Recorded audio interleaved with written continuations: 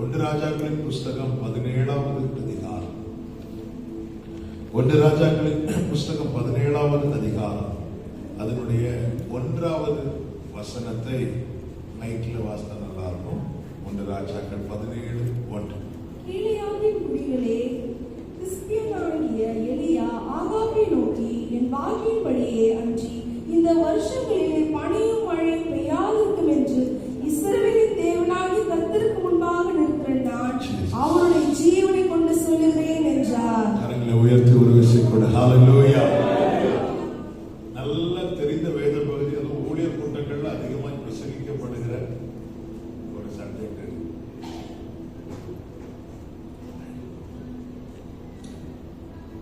எலியா இங்கே அறிமுகப்படுத்தப்படுகிறார். எலியா தன்னை அறிமுகப்படுத்தும் போது தன்னை எப்படி அறிமுகப்படுத்துகிறார் என்றால், இஸ்ரவேலின் தேவனாகிய கர்த்தருக்கு முன்பாக நிற்கிற நான். எலியாவின் அறிமுகம் என்னவென்று எலியா கிட்ட கேட்டார். எலியா தன்னை தேவனோடு இணைத்துதான் அறிமுகப்படுத்தினார். இதுதான் எலியாவின் அடையாளம். கடந்த நாளில் இந்த வார்த்தை, கடந்த நாள் சில வருடங்களாகவே ரொம்ப பாதித்த வேத பகுதியில் ஒன்று. பொதுவாகவே ஒரு ஊழியக்காரன் என்று சொல்லும்போது பல விதங்களிலே தங்களுடைய அடையாளத்தை காண்பிப்பார்கள். அந்த அடையாளத்தை வைத்து தங்களை அறிமுகப்படுத்துவார்கள். நம்மை உட்படுத்தி ஸ்தாபனத்தை வைத்து சொல்லுவாங்க, ஸ்தானத்தை வைத்து சொல்லுவாங்க, அனுபவத்தை தங்கள் அனுபவத்தை, நாங்களாம் இத்தனை வருஷம் அனுபவங்களை வைத்து சொல்லுவாங்க, வரங்களை வைத்து தங்களை காண்பிப்பாங்க, தாங்கள் யார் என்பதை. நம்ம மீட்டிங் வைத்தாலே பயங்கரமான பெயர்லாம் முக்கிய டைட்டில், பெயர் சொல்லி அழைக்கும் வரம் பெற்றவர், ஆவிக்குரிய 9 வரத்தையும் அவர் மொத்தமும் அதனால வேற யாருக்கும் இல்லை. வித்தியாசமான நிறைய எலியா என் அடையாளம் என்பது என்னை தனியாக நீங்க பார்க்க முடியாது. என் அடையாளம் என்றாலே அவரோடு இணைந்து. கொடி இல்லாம செடிக்கு நிற்க முடியும், செடி இல்லாம கொடிக்கு நிற்க முடியாது. இந்த வெளிச்சம் தேவ பிள்ளைக்கு வந்தால் தன்னை ஒருபோதும் தேவனை விட்டு தனியாக தன்னை காண்பிக்க முயற்சிக்க மாட்டான். முடியாது என்பது உண்மை, ஆனால் முயற்சிக்கிறோம். நாம யார்? என் ஊழியம், என் சபை, நான் கட்டினது, நான் உழைத்தது, நான் நட்டது, நான் நீர்ப்பாய்ச்சது. அவர் சொல்ற, நடுகிறவனாலும் ஒன்றும் இல்லை, நீர்ப்பாய்ச்சுகிறவனாலும் ஒன்றும் இல்லை. நமக்குள்ள வர வேண்டிய பெரிய வெளிப்பாடு இதுதான். இறங்குகிற தேவனாலே.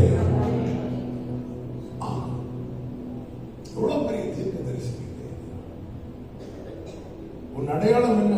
நான் இத்தனை வருடம் ஊழியம் செய்ய, நான் இத்தனை பைபிள் காலேஜில் இவ்வளவு டிகிரி முடிச்சிருக்கிறேன், நான் என்ன பொறுப்புல இருந்தேன் தெரியுமா? இந்த ஸ்தாபனத்தில் எனக்கு கொடுக்கப்பட்ட கிஃப்ட் தெரியுமா? என் வரம் தெரியுமா? என் அனுபவம் தெரியுமா? எல்லாம் இன்னும் பெருகுவதாக. ஆனால் நம்ம அடையாளம் இதுவா இருக்கக்கூடாது. நம்முடைய அடையாளம் நம்ம தேவனோடு இணைத்து தான் சொல்லணும். நான் யார் தெரியுமா? அவருக்கு முன்னாடி நிற்கிறவன். நாம் நம்முடைய அடையாளமாய் எது இருக்க வேண்டும் என்று விரும்புகிறோம்? எது நம்முடைய அடையாளமாக இருக்க வேண்டும் என்று விரும்புகிறோம்? 2017வது வருடமா 18வது வருடமான்னு தெரியல, காரைக்கால் அப்படிங்கிற இடத்துல ஒரு மீட்டிங்க்கு போயிருக்கோம். அப்போதான் அந்த அழகான கண்கள் பாட்டு 16ல வந்துச்சு. 17னா ரொம்ப நீங்க அந்த பாட்டை வச்சு நிறைய பேர் போட்டுருந்தாங்க.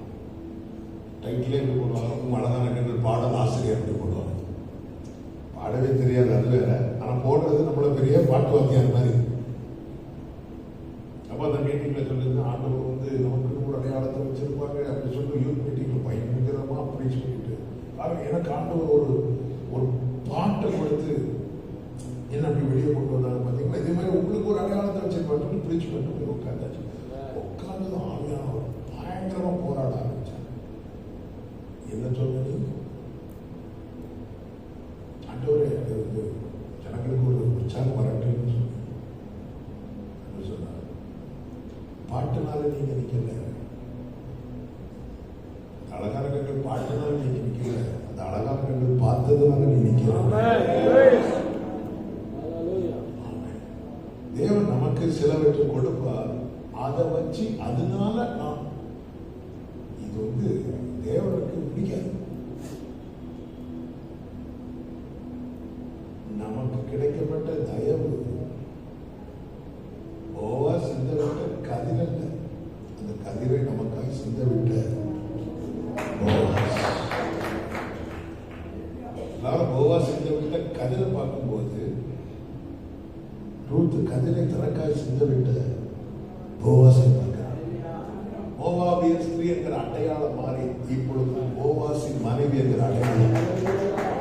ஏனென்றால் ரூத் தன்னை இனி அவரோடு இணைத்துதான் பார்க்க விரும்புகிறாள். அதனால நைட்டு கண்விழித்து போவாஸ் பார்க்கும்போது பாதத்தின்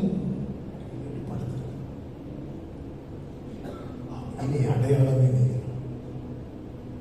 போவாஸ் போவாஸ் போர்வையால் என்னை ஓடுமையா.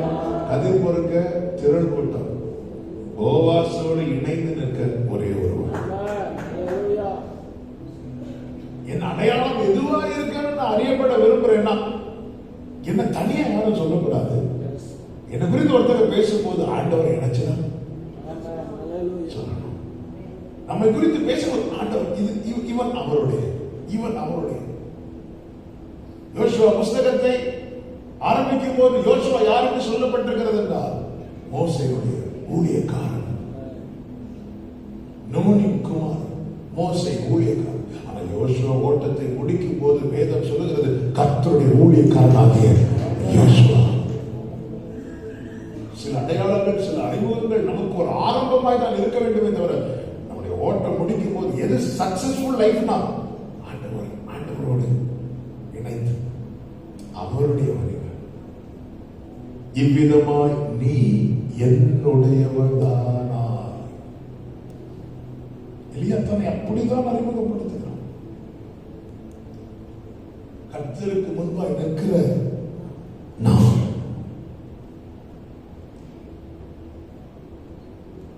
ஆண்டவருக்கு முன்பாய் நிற்கிற நான், நம்முடைய அடையாளம் இதுவாகட்டும்.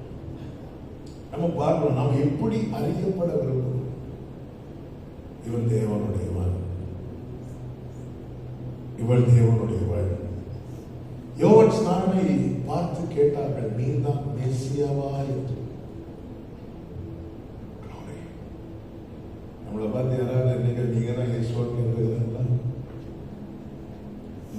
இயேசு உங்களை மாதிரி தான் இருப்பாங்க. எங்களுக்கு அந்த இயேசுவே வேண்டாம் வேணாம் சொல்லி ஏதாவது ஒரு இந்த யோவான் அடுத்த பதில பாருங்க. அவருடைய பாத ரட்சையின் வாரை அவிழ்ப்பதற்கு கூட அப்போ ஒரு கரை தெளிவாய் தெரிகிறது. யோவான் எந்த ஒரு இடத்திலையும் தன்னை பெரிதாகவே காண்பிக்கவில்லை.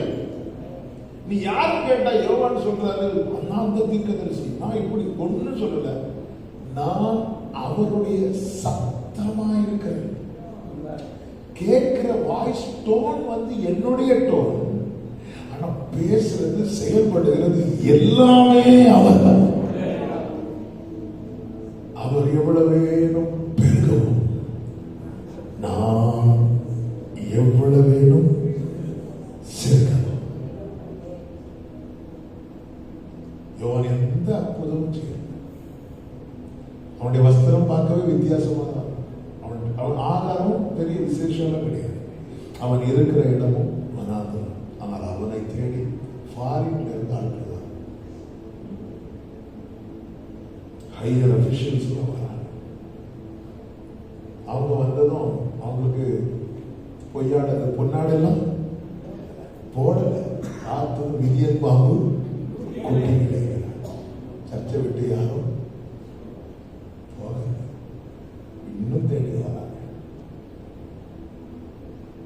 வரிசையில் இயேசு வந்திருக்கிறார்.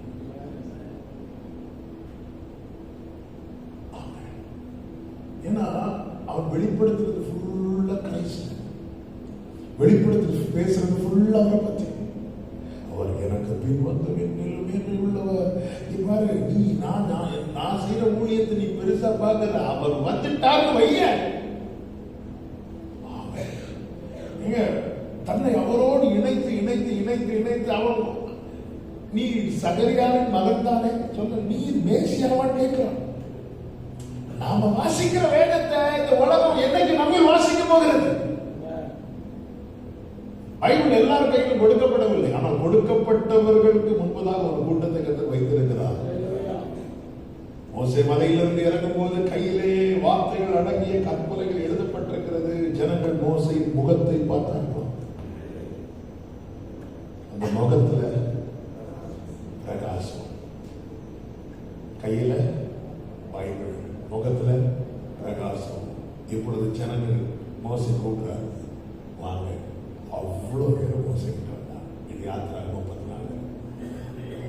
இந்த வேதம் நம்மை வெளிப்படும் போது நம் ஜனங்களை கிறிஸ்துவன் என்ற இழுக்கும் காந்தமாய் மாறிவிடும்.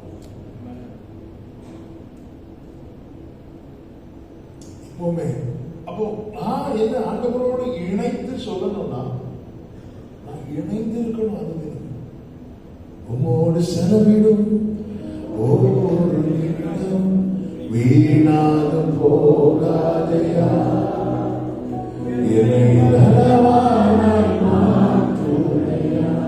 ஓ தேவ பிரசன்னம் ஆனந்தம்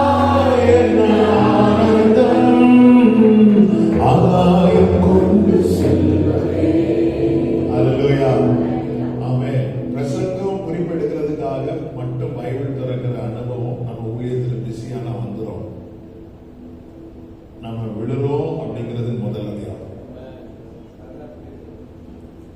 பைபிள் திறக்கிறதே நான் பிரசங்க குறிப்பு எடுக்கிறதுக்காகனாலே நம்ம வந்து இன்னைக்கு காலையில் 19 அவங்க விட கொஞ்ச நேரம் பேசிட்டு அப்போ அவங்க சொன்ன ஒரு வார்த்தை, 0.5% நம்ம அந்த அனல்ல இருந்து விலகினாலும் நம்ம பின்மாற்றத்துக்குள்ள போயிட்டோம்னு அர்த்தம். அது நமக்கு தெரியும். ஏதாவது ஒரு பகுதியில் நமக்கு குளிர் அடிச்சுனாலும் பரவாயில்ல, இன்னைக்கு ஜோமல்ல நாளைக்கு பார்த்தது அப்படின்னாலே நம்ம வந்து பின்மாற்றத்துக்குள்ள போயிட்டோம் அப்படின்னு அர்த்தம். அதுக்கு அவங்க ஒரு எக்ஸாம்பிள் சொன்னாங்க. ஒரு தவளையை முடிச்சு நல்ல தண்ணியில் போட்டு அது பாட்டு ஜாலியா வேக கீழே சூடு வச்சா கொஞ்சம் கொஞ்சமா பானை சூடாகி போடும். கொஞ்சம் கொஞ்சமா சூடாகும் போது அதுக்கப்புறம் போய் இதமா இருக்கும். அப்ப தெரியாது நம்ம அகப்பட்டு விட்டோம் என்று தெரியாது. ஆனா அதுலயே அதுக்கு துள்றதுக்குள்ள குதிக்கிறதுக்குள்ள எஃபெக்ட் எல்லாம் போயிடும். திருப்பி ஒரு கட்டம் வரும்போது அப்பதான் தெரிய வரும். ஆனா அப்ப எழுபதான்னு பார்த்தா ஜம்ப் பண்ண முடியாது. 0.01 கொஞ்சம் ஒரு விஷயத்துல அந்த அனல் இருக்கிற இடத்துல ஒரு குளிர் அடிச்சதுனாலே நம்ம பின்மாற்றத்தோடு போயிட்டோம். அப்படி போயிட்டு நம்ம என்ன செய்வோம் பழைய அனுபவத்தில் பேசிட்டே இருக்கோம். நான் ஒரு காலத்தில் 3 மணிக்கு எழுப்பி சொன்னேன், இன்னைக்கு நான் ஒரு காலத்தில் அப்படி இருப்பேன், இன்னைக்கு நான் ஒரு காலத்துல. அப்ப நமக்கு என்ன இருக்கு அப்படின்னா, காலையில் சொல்றாரு, அன்று இருந்த பலன் இன்னைக்கு. என் தகவல் 2014 எங்க அம்மா கிட்ட சொல்லுவாங்க, நான் என்னைக்கு படுக்கிறேன் அன்னைக்கு நான் இறந்துருக்கணும், அதுக்கப்புறம் நான் இருக்கக்கூடாது. அதே போல 2 hours தான். ஏன்னா எங்க அப்பா கடைசியில் ஊழியர் 19 வயசுல ஊழியர் செய்து தொடங்கினாங்க. 67 வயசுல தூக்கிட்டுலாம் போயிடக்கூடாது ஆஸ்பத்திரிக்கு. நான் என்னைக்கு படுக்கிறேனோ அன்னைக்கு கதை முடியும். அவங்க விசுவாசம் ரொம்ப பெருசு. கடைசி ஆண்டவரே ஒப்பு கொடுக்குறேன்னு சொல்லிட்டு அவங்க டக்கு கண்ணை விட்டாங்க. முடிஞ்சு அவ்வளோதான். ஒரு பயம் பதட்டம் ஒன்று பார்க்குற சாட்சி தான் சொல்ல முடியும். நம்ம பார்க்குற சாட்சி தான் சொல்ல முடியும். அதனால தான் எங்கள் அப்பா சொல்லுவாங்க, நம்ம கேட்ட சாட்சியோட நம்ம பார்க்குறது கூட நம்ம ஆண்டவரோடு நம்ம ஜெப குறிப்புகள் இருந்தால் தான் நமக்கு ஜெபமே ஓடுது. அநேகருக்கு இந்த 1000 ஸ்தோத்திர வழி புக் இருந்தாலும் ஸ்தோத்திரம் வரும். அந்த ஆரம்பத்தில் வரவங்களுக்கு இதெல்லாம் தேவை. நான் அதை உடைத்து மதிப்பு இல்லை. ஆனால் உறவாடுகிறவனுக்கு நான் நேரம் எங்கள் அப்பாட்ட போய் புக் எடுத்து, அப்பா உமக்கு ஸ்தோத்திரம், அப்பா குட் மார்னிங், அப்பா எப்படி இருக்கீங்க, அப்புறம் இன்னொரு வார்த்தை உண்டு, அப்பா சாப்பிட்டீங்களா, அப்புறம் அப்புறம் அதை எடுத்துட்டு ஆமே. நமக்கு இப்படிதான் கொஞ்சம் நேரம் போய் உட்காந்து ஆண்டவரோடு. யாத்திராகமம் 24வது அதிகாரத்தில் கர்த்தர் மோசே மாத்திரம் என்கிட்டவா அப்படி போடுவார். 24வது அதிகாரம் அதனுடைய 2வது வசனத்தை வாசிங்க. மோசே மாத்திரம் கர்த்தரிடத்து சமீபித்து வரலாம், அவர்கள் சமீபித்து வரலாகாது.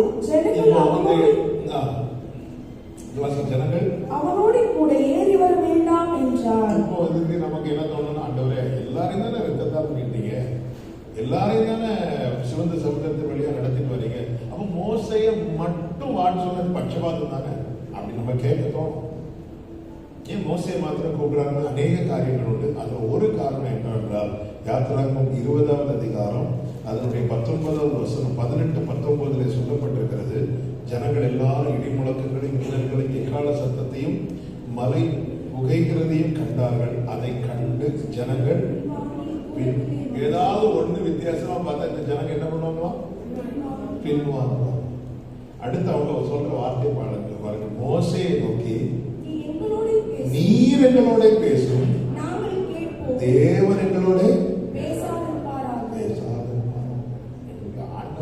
டைரக்டா சத்தம் வேண்டாம். நீங்க ஏதாவது எங்களுக்கு பாஸ்டர் பேசினா போதும், எங்களுக்கு சீனியர் பாஸ்டர் பேசினா போதும்.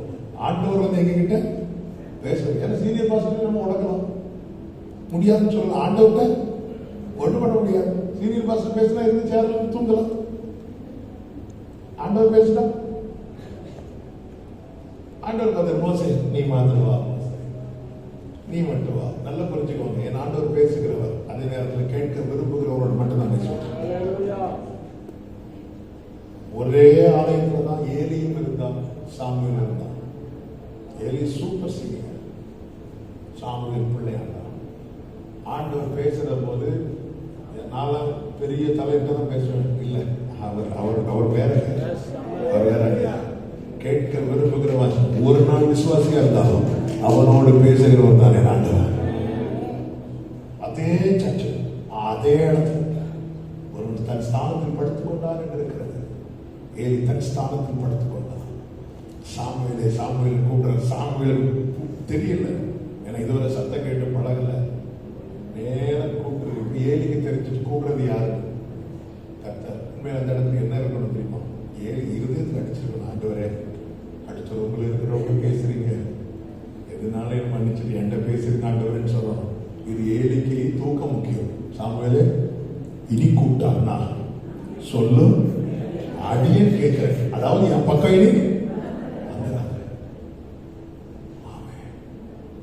ஏலிக்கு தெரியுது யார் பேசுறா. எப்படி தெரியும்? ஏலியின் ஆரம்பத்துல ஏலி இதே போல சத்தம் கேட்டு வளர்க்கலாம். உன் கிரியைகளை அறிந்திருக்கிற எல்லாம் சூப்பர் தான்ப்பா, ஆனா நீ ஆதியில் கொண்டிருந்த அன்பை வேண்டாய் என்று எனக்கு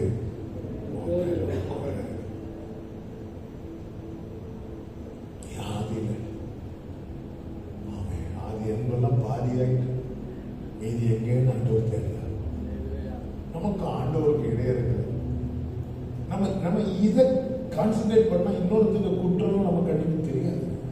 அதுக்கு நமக்கு டைம் இருக்காது. அது நீங்க சரியில்லைன்னா நாம நம்மளை சரி பண்றதுக்கே நமக்கு டைம் இருக்காது. நாம சரியாக சரியாக சரியாக சரியாக நம்ம சூழ்ந்திருக்கிறவர்களுக்குள்ளே மாற்றோம். இதுதான் பாயம், இதுதான் சத்தியம். நான் என் கண்ணில் உத்தரத்தை வைத்து விட்டு என் சகோதரன் கண்ணில் இருக்கிற அந்த துரும்பு வர்றதுக்கு காரணமே என் கண்ணில் இருக்கிற உத்தரம். இதில் உள்ளதுதான் தெரிந்து போய் அந்த கண்ணில் போய் பட்டிருக்கு. இங்க பாரு, துரும்பு இருக்கு. என் கண்ணில் இருக்கிற உத்தரத்தை நான் எடுக்க பழகிட்டேன்னா என் சகோதரன் கண்ணில் இருக்கிற துரும்பை எடுக்க வகை பார்ப்பாய். அந்த டைம்ல நீ குற்றப்படுத்த மாட்ட, நீ என்ன பண்ணுவ? வகை பார்ப்பாய். இது எப்படி எடுக்கலாம்? உன் மைண்ட்ல தான் ஓடும். இது எப்படி இருக்கலாம்? இன்னைக்கு மைண்ட்ல தான் ஓடிட்டு இருக்கு. இது எப்படி இவங்கிட்ட இருக்கலாம்? ஆனா என் கண்ணு தெளிவாயிட்டுனா இதை நான் எப்படி எடுக்கலாம்? இதை நான் எப்படி எடுக்கலாம்? அதுதான் குயவன் வீட்டுக்கு எரேமியா அனுப்பி விடுறார். அந்த பாண்டம் கெட்டு போயிட்டு உடனே பார்க்கிறார் குயவன், இதை வேற என்ன பண்ணலாம், இதை வேற எப்படி வனையலாம்னு பார்த்தாரு. தவிர இதை எப்படி தூக்கி போடலாம். கிங்டம் மைண்ட் செட் நமக்குள்ள வந்துச்சுன்னா நம்முடைய ஊழியத்துல ஒரு சின்ன மீட்டிங் வைத்தாலும் குளோரியா இருக்கும். இது ஒன் டே ப்ராசஸ் கிடையாது. இது ஒன் டே ப்ராசஸ். இது ப்ரீச் பண்றது ரொம்ப ஈஸி. இதை ப்ராக்டிஸ் பண்றதுக்கு நான் டெய்லி பவுல் சொல்றார், நான் அனுதினமும் சாகிறேன்.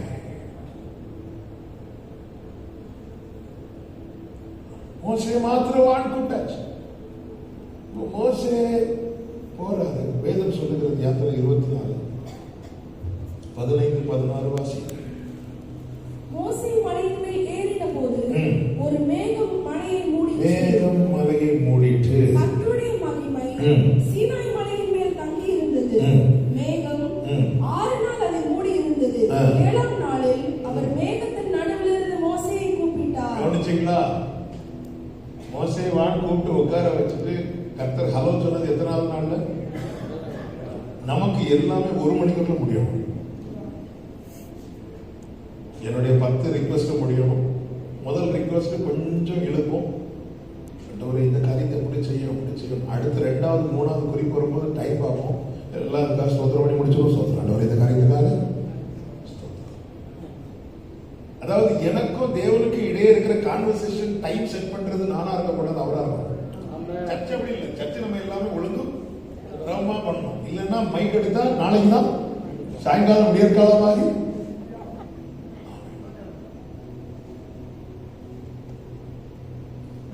ஒரு பாஸ்டர் சர்ச்சில் போய் ப்ரீச் பண்ண போட்டாங்க. கேட்டாங்களா, எவ்வளோ நேரம் பாஸ்டர் நான் பேசணும்? உடனே அந்த பாஸ்டர் சொன்னார், நீங்க எவ்வளோ நேரம்னாலும் பேசுங்க. ஆனால் நாங்கள் 20 நிமிஷம் தான் இருந்து கேட்போம். நீங்க எவ்வளோ நேரம்னாலும் பேசுங்க, நாங்கள் 20 நிமிஷம் தான் இருப்போம். அதாவது என்ன இடத்துல 20 நிமிஷத்துக்கு மேல பேசினா நீங்களும் நீங்க பேசுற ஆண்டவர் மட்டும் இருப்பீங்க. நாங்க மோசேயை கூப்பிட்டு உட்கார வச்சுட்டு அவர் ஹலோ சொல்றதுக்கு 7 நாள் ஆச்சு. ஒரு ஹலோ மோசேயை கூப்பிட்டாரோ. மோசஸ்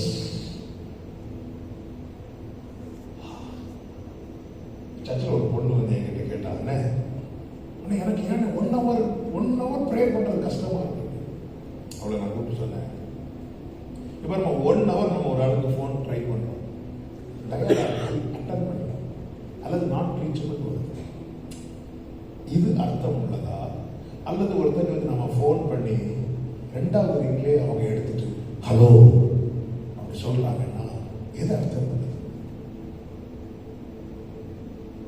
பெருசா சொல்ல நான் 1 hour இங்கே ஒரு ஆள் ஃபோன் பண்ணும்போது கனெக்ட் ஆயிட்டு ஹலோ கனெக்ட் ஆகணும். நான் எல்லாம் டைம் பண்ண ஓகே 1 hour இன்னைக்கு கொஞ்சம் கூட ஜோம் பண்ணுவோம். 1 மணிக்கு 10 நிமிஷம். ஒரு நாள் இயேசு மாதிரி டைம் ஸ்பெண்ட் பண்றது யாரும் கிடையாது. இரவெல்லாம் ஜோம் பண்றாங்க, அதிகாலையில இருந்து ஜோம் பண்றாங்க. எப்படி இது சாத்தியமாச்சு அப்படின்னா கனெக்ட் ஆயிட்டார். மோசே 40 நாள் ஃபாஸ்டிங் இருக்கிறதுக்காக மலைக்கு போகல, போற இடத்துல கனெக்ட் ஆயிட்டாரு. சாப்பாடும் தெரியல, தூக்கமும் தெரியல, தண்ணி கூட குடிக்காம இருந்தது. கனெக்டா எனக்கு மினிஸ்ட்ரி பண்ண முடியுது, பிரசங்கம் பண்ண முடியுது. நான் ஊழியம் செய்யும் போது ஜனங்க கனெக்ட் ஆகிறாங்க, நான் கனெக்ட் ஆகிறாங்க. நான் ஒரு வர்ஷிப் லீடரா மாறதுக்கு முன்னாடி நான் வர்ஷிப்பரா மாறிடணும்.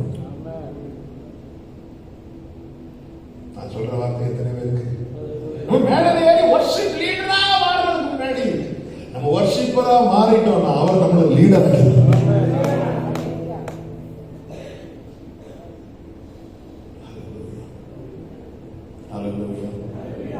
ஆமென். நான் லீடரா இருக்கிறார், அவர் லீடரா இருக்கிறார், அவர் லீடரா இருக்கிறார். மோசே இல்லாத போது எல்லாரும் அவங்க வீட்டுக்கு வாசல் இருக்கும் போது யோசுவா ஆசரிப்பு கூடாரத்தை விடாமல் பற்றி கொண்டிருந்த ஆண்டவர் நோட் பண்ணிட்டார், இவன் தான் லீடர். அவர் தெரிந்தெடுப்பாருங்க. அவன் வீட்டில் இருந்த 7 பேர் அவரை அப்பா என்று கூப்பிடவில்லை. காட்டில் இருந்த ஒரு தாவீது அவரை அப்பா என்று கூப்பிடும் போது கர்த்தர் சொல்றார், அவனை நான் எனக்கு ஏற்றவனாக. கர்த்தர் தாவீதை தெரிந்தெடுக்கிற காரணத்துல ஒரு காரணம் என்ன, நீங்க படிச்சீங்கன்னா நமக்கு டைஜஷனே பண்ண முடியாது. நம்ம சொல்லுவோம் 7 தடவை துதிக்கிறவன், 3 தடவை ஜெபிக்கிறவன், எல்லாம் உண்மைதான். இன்னொரு ரீசன், மெயின் ரீசன் அவர் என்ன சொல்றாரு தெரியுமா? அவன் என்னை நோக்கி என் பிதா என்ன. என்னங்க அப்பான்னு கூப்பிடுறத அவர் தகுதியா எழுதுறாரு. நம்ம தனியா இருந்து அப்பா நம்ம கூப்பிடுறோம். நமக்கு 2 பாட்டு வேணும், அப்பா பிதா, இப்படி ஒரு பாட்டு வேணும். இப்போ ஒரு ரீசெண்டா ஒரு சூப்பர் சாங் வந்திருக்கு, அப்பா அப்பா மகனா மகனா. இப்படி ஏதாவது அப்பா பாட்டு வந்தா அப்பான்னு தனியா ஆண்டு சொல்ற அவன் என்ன நோக்கி வீரன் கண்மலை என் ரட்சகர் என் பிதா என்பான். நான் அவனை தெரிந்தெடுப்பேன், என் கை அவனோடு. ஏன்னா அவன் தனியா உட்கார்ந்து என் அப்பா அப்பான்னு கூப்பிடுறான். சில சிச்சுவேஷன் தேவன் அனுமதிக்கிறதுக்காக சொல்றோம். வீட்டுல இருந்தா ஈசாயை நிறைய வாட்டி அப்பான்னு கூப்பிட்டுருப்பான். காட்டுல இருந்ததுனால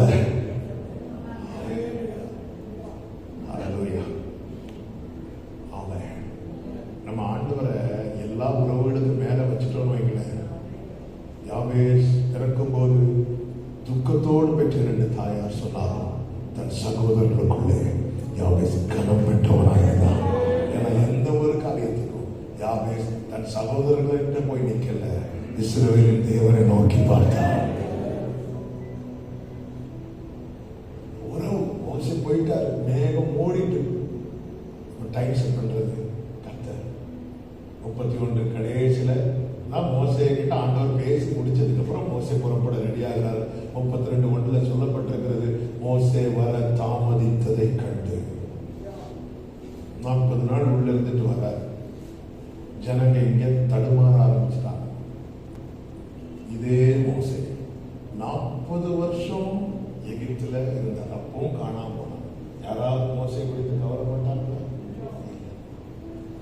ஆனா இப்போ இந்த மோசே 40 நாள் இல்லாம போனதும் இங்க எல்லாம் தடுமாற ஆரம்பிச்சிட்டாங்க.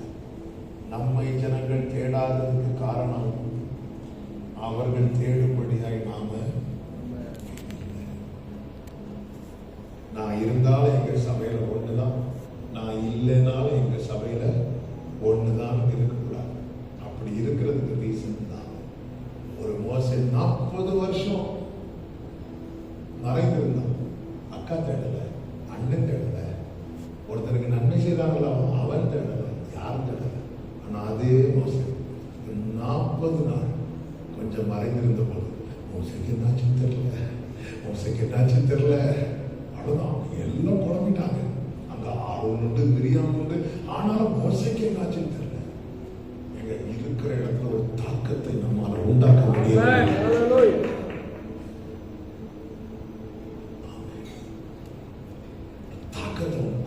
பெஸ்ட் என்ன பண்ணணும்? ஆண்டவரோடு, அதான் தேவனுக்கு முன்பாய் நிற்கிற எனக்கு எப்பவுமே நான் அவருக்கு முன்னாடி போய் நின்றுவேன். ஏசையா உம்மைத்தான் என்னுமே நிறுத்தியுள்ளே. ஏசையா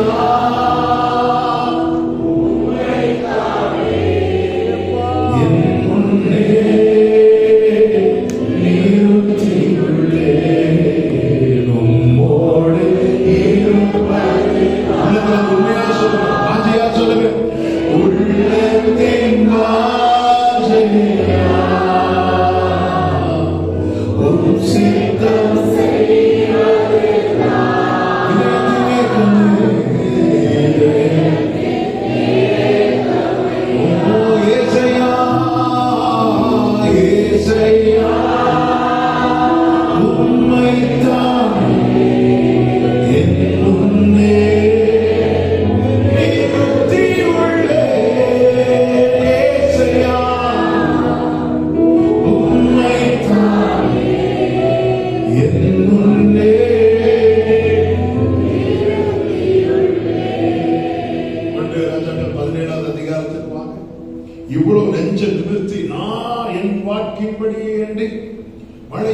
பயப்படாதே என்று இஸ்ரவேலின் தேவனாகிய கர்த்தருக்கு முன்பாய் நிற்கிற நான் அப்படி சொல்லிட்டு திரும்பி வராத ஆண்டவர் சொன்னார், போய் முடிச்சுக்கோ அப்படின்ட்டார். 2-3 வசனங்களில் கர்த்தருடைய வார்த்தை எலியாவுக்கு உண்டாயிற்று. அவர், நீ இவ்விடத்தை விட்டு கீழ் திசை நோக்கி போய் யோர்தானுக்கு நேராக இருக்கிற. சில நேரத்தில் நம்ம பயங்கரமான ஸ்டேட்மெண்ட் கொடுக்கும்போது கர்த்தர் நம்ம எங்கேயாவது தூக்கி கொண்டு, ஆண்டவர் நான் நேற்று தான் ஆண்டவர் நெஞ்சில் வச்சு சொல்லிட்டு வந்தேன், நேற்று தான் ஆண்டவர் அவங்கள்ட்ட இப்படி பேசினேன், நீங்க என்னடா போய் இருன்னு சொன்னா கூட பிரச்சனை இல்லை, போய் ஒழித்து.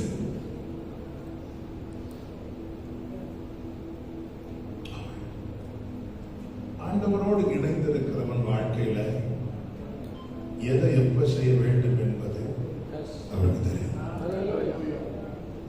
God is in control. ஒரு தேவ பிள்ளையின் வாழ்க்கையில மறைந்திருக்கும் காலம் உண்டு. மனதில் நல்ல எழுதி வச்சுக்கோங்க, மறைந்திருக்கும் காலம் உண்டு. 12 வயசுல இயேசு பேசின பேச்சுக்கு முன்னாடி வேத பார்வைகளுக்கு நிற்க முடியும்.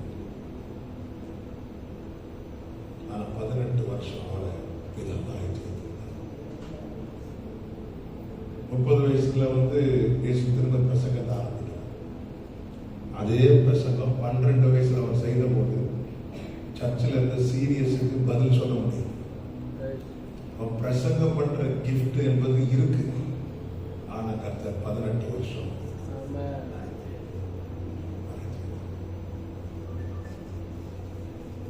இசைக்கேல் ஆண்டவர் சொல்றாரு, நீ உன் வாயை தர, நீட்டப்பட்ட புஸ்தகம் சொல்லு, ஃபுல்லா குடல நடந்தார்.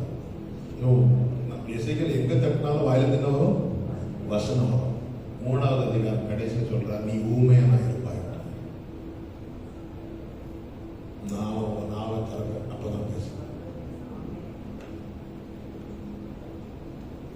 17 வயசுல யோசேப்புக்கு கர்த்தர் ஒரு கிஃப்ட் கொடுத்தார். 13 வருஷம் பயிற்சி வைக்கிறார்.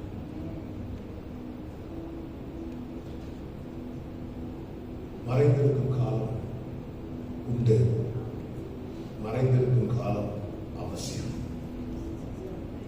தீங்கு நாளிலே கூடார மறைவிலே ஒழித்து வைத்தீரே உன் வேலைக்காக.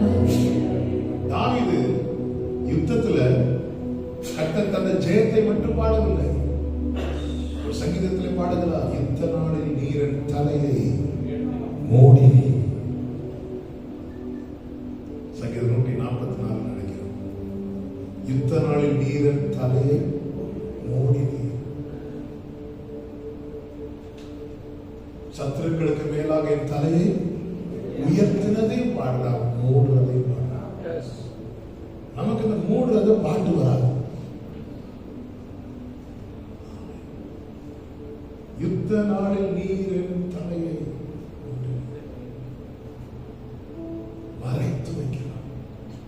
இந்த மறைந்திருக்கிற காலத்துல கர்த்தர் குறைவில்லாமல் நடத்துகிறார், போஷிக்கிறார், காப்பாற்றுகிறார். ஏன் கர்த்தர் மறைத்து வைக்கணும்? இது நம்முடைய கேள்விகளில் ஒன்று. எங்க கர்த்தர் மறைத்து வைக்கிறார்னாலே ஒன்று தீங்குக்கு தப்ப, தீங்குக்கு தப்ப.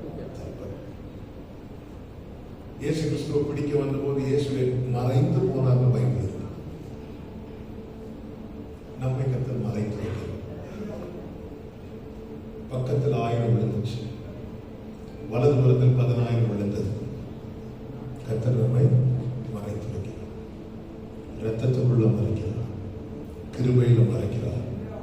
கர்த்தர் ஒரு வேலி வைத்திருக்கிறார். அது நம்ம கண்ணுக்கு தெரியல, ஆனா நம்மை அடிக்கிறதுக்கு கண்ணுக்கு தெரியுது. அதனாலதான் உள்ள வராத இருக்கிறது. யோபு சொன்னார், என்ன சுத்தி வேலையே இருக்குன்னு. இல்ல, யார் சொன்னா? சாத்தானா சொன்னான். அவனை சுத்தி வேலை இருக்கு. அதனால ஐயோ என்ன அப்படி சொல்றாங்க இப்படி சொல்றாங்க, அவளுக்கு தெரியுது. நீ அவனை சுத்தி அவனுக்கு உண்டான எல்லாவற்றையும் சுத்தி. யோபு சொன்னார், என்ன சுத்தி எனக்கு உண்டான எல்லாத்தையும் சுத்தி வேலை இருக்கு. நமக்கு தெரியாது. அதனாலதான் அடிக்கடி நடக்கிற சத்தம் சரியே நிற்கிறோம். நம்ம என்ன நினைக்கிறோம்? சுத்தி கிருமைங்கிற வேலையை போட்டு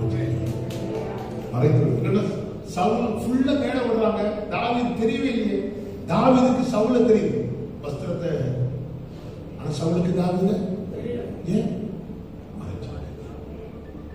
மறைத்து வைக்கிறார். உன்னை தொடுகிறவன் அவன் எங்க வச்சு மறைக்கிறார்? ஏன் அவர் மறைச்சு வைக்கிறது? தீங்குக்கு இந்த கல்மழை ஒரு வாதைகளை ஒன்று, எகிப்துல இருந்து வாதைகள் கர்த்தராக 9வது அதிகாரத்தில் நீங்க பார்த்தீங்கன்னா அந்த மழை என்ன செய்யுமா?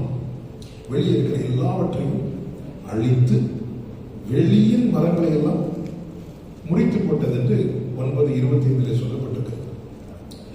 எகிப்து தேசம் எங்கும் மனிதரை, மிருக ஜீவன்களை, வெளியிலே இருந்தவைகள் எவைகளோ அவைகள் எல்லாவற்றையும் அந்த கல்மழை அழித்து போட்டது. அது வெளியின் பயிர் வகைகளை எல்லாம் அழித்து வெளியின் மரங்களை எல்லாம் முறித்து போட்டது. வெளியில் இருந்ததெல்லாம் அந்த சீசன்ல அடி வாங்கிட்டு 31 சொல்லப்பட்டிருக்கிறது. அப்பொழுது வார்கோதுமை கதிர்பயிரும் சணல் தாழ்பயிருமாய் இருந்தது. அதனால் சணலும் வார்கோதுமையும் அழிக்கப்பட்டு போயிட்டு. இனி 32 வாசிங்க. கோதுமையும் கம்பும் கதிர் விடாதிருந்ததோ அவைகள் அழிக்கப்படவில்லை. ஆண்டவரே, என் கூட படிச்சவங்க எல்லாம் கதிர் விட்டுட்டாங்க, என் கூட ஊழியத்துக்கு வந்தவங்க எல்லாம் விவசாயிட்டாங்க, என்ன ஆண்டவரே இன்னும் கதிர் விட வைக்கலன்னா? அதனாலதான் நீ இன்னும் இருக்கிற.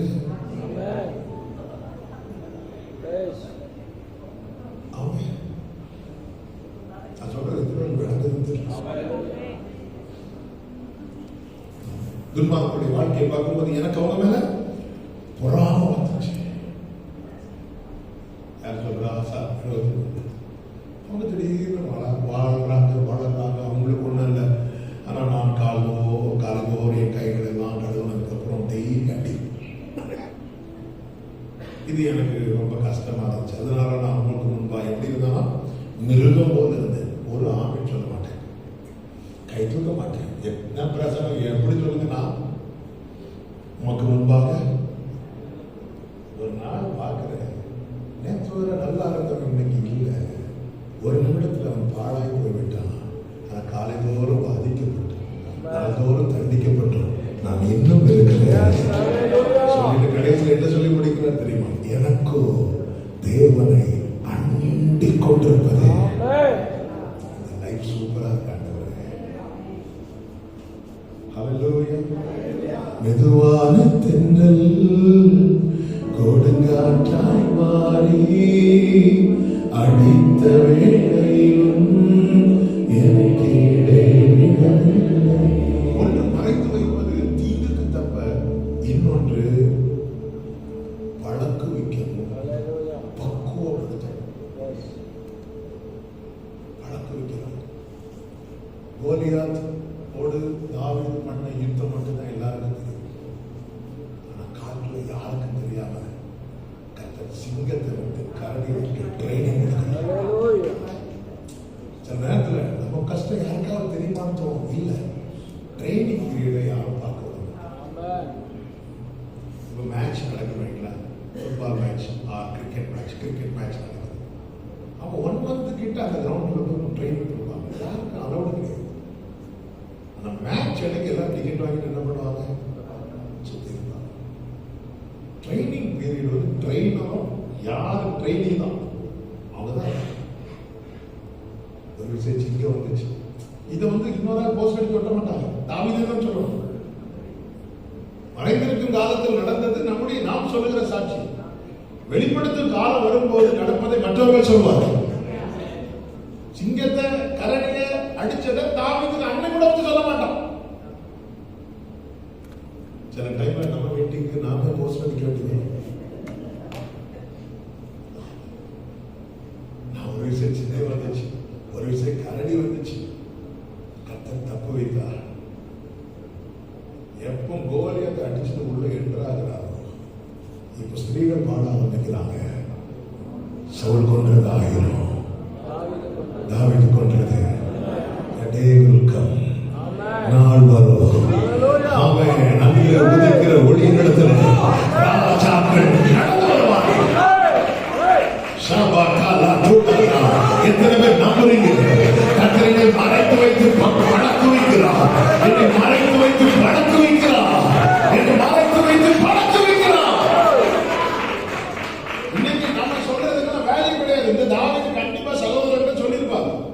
எலியா வெளில வரும்போது அவன் தெரியுமா அன்னைக்கு நேரத்தில் சிங்கம் வந்து சும்மா வந்து நான் கதை சொல்றேன். இப்ப அதே போல தாவீது வந்து கேட்டுட்டு இருக்கும்போது எலியாவை பார்க்கலாம். இவன் கொஞ்சம் திமிர் உள்ளவன், சிங்கத்துக்குள்ளவே தெரியும். அதனாலதான் வந்து சொல்ல நீ அகங்காரம் உள்ளவன் என்பது உன் அகங்காரத்தை உன் துணிகரத்தையும் நான் இவன் துணிச்சவன் தெரியும். எலியாவுக்கு என்ன ஒருவேளை இவன் ஜெயிச்சுட்டான். சில கிருபை பெற்றவங்க நம்ம கூட அப்படி இருப்பாங்க. ஒருவேளை இவன் வளர்ந்துட்டானா? நீங்க அப்படிப்பட்டவங்களை பாருங்க. நீங்க தளரும் போது கூட இருப்பாங்க, வளரும் போது அழகான பிரதர் என்ன சிஸ்டர் என்ன உங்களுக்கெல்லாம் இப்ப என்ன? இப்படிதான் என் தகப்பனார் மறித்த போது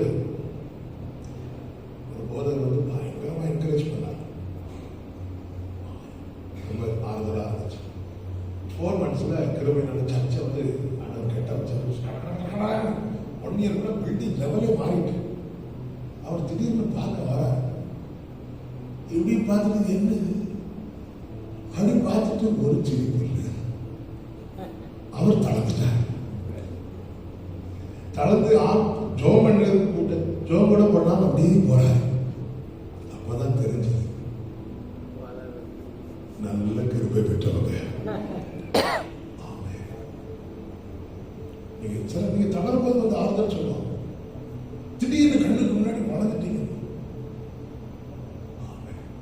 ஒரு விஷயம் தெரியுமா?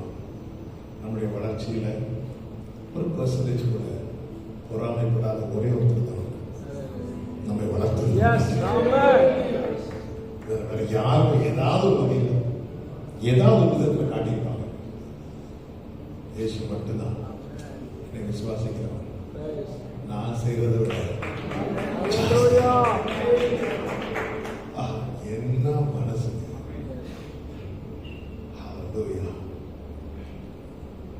இது ஒருத்தர் யோனத்தான் தனியா போய் நின்று யுத்தம் பண்ணிட்டு வரான். சீட்டு போட்டு சவுலுக்கு தெரிஞ்சிட்டு அவன் சாதம் எப்படி அவன் அதை எப்படி போலாம், அதை எப்படி செய்யலாம்? அவன் சொல்ற என் உடன் பிறந்த சகோதரர்களுக்கு நான் வேற்று மனுஷன். அந்த கொஞ்ச ஆடையாட்டம் இருந்தவன் துணிகரெல்லாம் எனக்கு தெரியும். துணிகரை தெரியும் அர்த்தம் நீ கண்டிப்பா யுத்தத்துக்கு போக பேர் கொடுப்ப.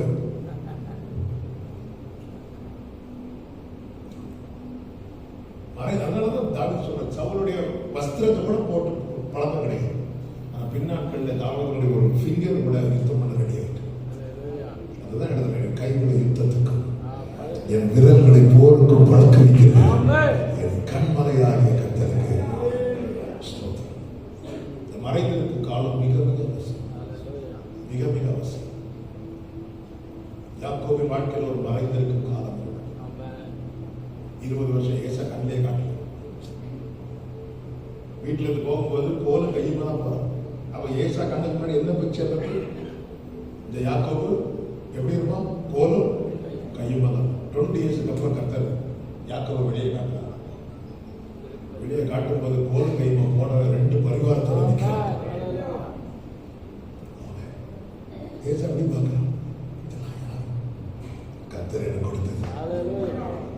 13 வருஷம் யோசிப்ப 22 வருஷம் யோசிப்ப மறைத்து வைக்கிறார்.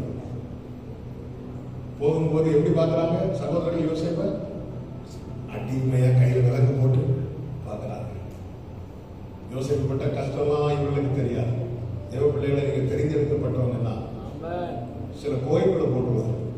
அந்த புகையின் பேர் உபத்திரவத்தின் புகை. உள்ள நீங்க படுற கஷ்டம் வெளியே தெரியாது. உங்களுக்கு அந்த வெளியே எடுக்கும் போது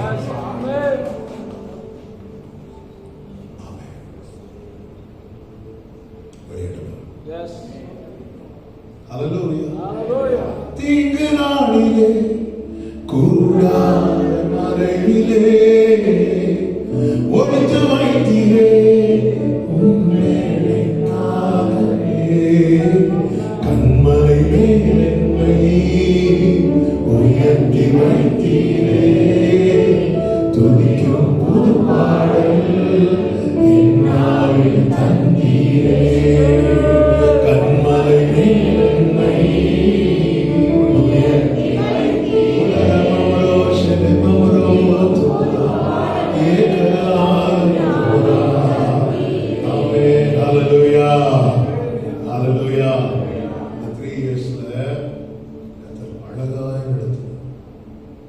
உண்மையில நீங்க பார்த்தீங்கன்னா இந்த 3 வருஷம் எலி அங்கும் இங்கும் அலைந்தது. நீங்க மேலோட்டம் பார்த்தா சாப்பாடுக்காக அலைஞ்சது மாதிரிதான். கேரி தாற்றண்டையிலிருந்து சாரிபாத்துக்கு எதுக்கு போனார்? அற்புதம் செய்ய போனாரா? சாப்பிடுறதுக்கு போனாரா? கர்த்தர் என்ன சொன்னார்? அப்படியே சொன்னார், உன்னை போஷிக்கும்படிக்கு நான் கட்டளையிட்டு இருக்கிறேன். அப்போ எளிய மைண்ட்ல எப்படி இருக்கும்? அங்க ஒரு நல்ல, ஏன்னா இங்க டெய்லி காலைல பரோட்டா கறி, காலை மாலை அப்பவும், அப்போ இங்கே கட்ட ஸ்டாப் பண்ணிட்டு அங்க கூட்டிட்டு போறாருன்னா அவர் மைண்ட்ல எப்படி இருக்கும்னா அங்க. அப்போ அந்த சாரி பார்த்து போகும்போது எலி எப்படி போயிருப்பாரு? ஏன் அப்படி பார்த்து போயிருப்பாரு தெரியுமா? மினிமம் அந்த ஸ்திரீக்கு 2 மாடி வீடாவது ஆண்டவர் போஷிக்கிறதுக்கு கட்டளையிட்டு இருக்கிறார். அப்போ அவங்க வீட்டுல ஒரு குறையும் இல்ல. பார்த்து இந்த வீடா இந்த வீடா அப்படி போயிட்டு இருக்கும்போது ஒரு ஸ்திரீ 2 விறகு பொறுக்கிறார். ஏன் 2 விறகு பொறுக்கிறான்னா, என் வாழ்க்கையில நான் சமைக்கிற கடைசி சமையல் 2 விறகு பொறுக்கும் போது கர்த்தர் சொல்றார், என்னப்பா அங்கே பார்த்துட்டு போற, கீழே பாரு. எதுக்கு இந்த வார்த்தையை டச் பண்ணேன்னா, நம்முடைய ஓட்டத்துல தேவன் சந்திக்க வைக்கிற நபர்களை அவங்கள்ட்ட இருக்கிறத வச்சு மதிப்பிடவே கூடாது. அவன் கார்ல வந்தா இப்படி கும்பிடு, நடந்து வந்தா நான் பேசலாம், அப்படி இல்லை. கர்த்தர் யாரை கொண்டு நம்மை போஷிப்பார்? நமக்கு நம்முடைய வாழ்க்கை பயணத்துல தேவன் சந்திக்க அனுமதிக்கிற ஒவ்வொருவரும் வெளியேற பெற்றவர்.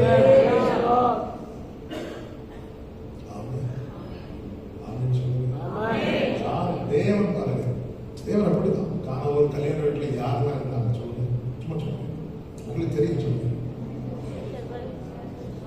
கல்யாண பையன் தான் இருந்தாங்க. அடுத்து ஆமா தாயார் மரியாதை இருக்கிறாங்க. அடுத்து பந்தி கர்த்தர் ஒரு காரியத்தை செய்ய யார் செலக்ட் பண்ணாரு தெரியுமா?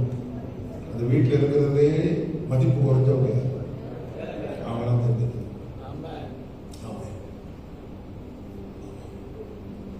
பரலோகம், அதாவது நம்முடைய தகுதி என்ன தெரியுமா? நமக்கு ஒண்ணுமே இல்லைங்கிறது தகுதி. உலக தகுதின்னு சொல்ற எதுவுமே இல்லாததுதான் நம்முடைய தகுதி. ஆண்டவர் எப்படி வச்சிருக்கிறாரு பாருங்க. ஆனா இங்க வந்த போலதான் தெரியுது, எலியாவை போஷிக்க விதவையை வச்சிருக்கிறார், விதவையை போஷிக்க ஆண்டவர் பாருங்க. விதவை எலியா கிட்டையும் விட்டு கொடுக்கல, எலியாவை விதவை கிட்டையும் விட்டு கொடுக்கல. அல்லேலூயா. என்னை விட்டு கொடுக்காதவன் விட்டு கொடுக்க மாட்டார். நம்மளை குறித்து இன்னொரு ஆள் நம்ம வண்டவாளம் தண்டவாளம் எல்லாமே யாருக்கு தெரியும்? அவருக்கு தெரிஞ்சது மாதிரி விட்டு கொடுத்திருக்கிறார். யார்கிட்ட விட்டு கொடுத்திருக்கிறார்?